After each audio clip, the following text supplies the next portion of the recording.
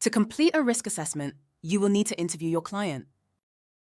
Therefore, we'll walk through practical tips for sexual assault advocates who are learning how to assess risk, always with compassion, cultural sensitivity, and survivor empowerment at the center. Let's get started.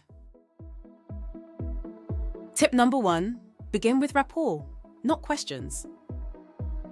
A risk assessment goes smoother and is more accurate when the survivor feels grounded and supported. Start by building connection, acknowledging any anxiety they may have, and explaining why you're asking these questions. Transparency reduces fear and increases trust. Tip number 2, explain the purpose in clear language. Let them know, this assessment helps us understand what support or safety steps may be helpful. You're in control, and you can skip any question you don't want to answer. This reinforces autonomy and keeps the process trauma-informed. Tip number 3, use a balance of open-ended and structured questions. Structured questions help you cover essential areas. Open-ended ones let survivors share context in their own words. You might say, "Can you tell me about anything that's been making you feel unsafe lately?" Followed by more targeted questions as needed. Tip number 4, consider both risk and protective factors. Risk assessments aren't just about what increases danger. They're also about what supports safety. Ask about supports like trusted friends, safe housing, or engagement in therapy or advocacy services. These strengths matter just as much as the risks. Tip number 5, look for patterns, not isolated details.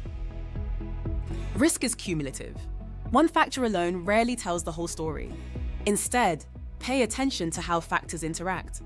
For example, housing instability plus a controlling partner plus past victimization tells a different story than any single factor on its own.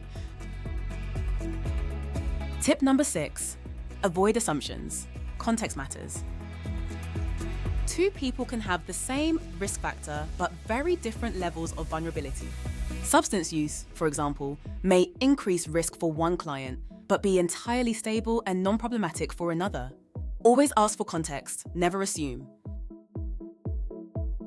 Tip number 7, don't equate risk factors with blame.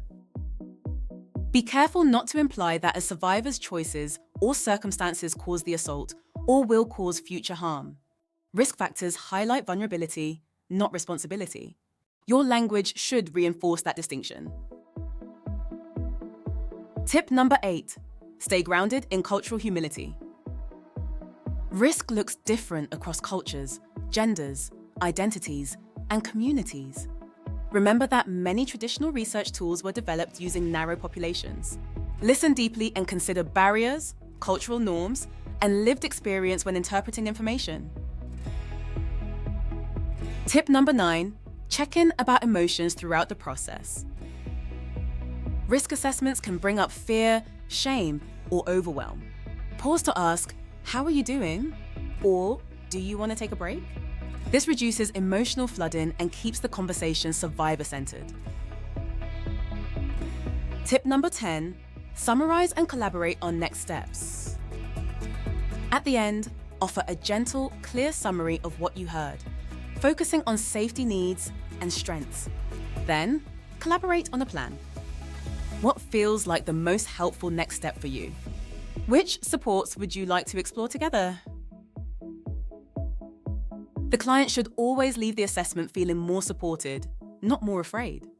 With the information you have gathered in your risk assessment, you can then determine how to manage your client's risk. Performing a risk assessment is both a skill and a practice.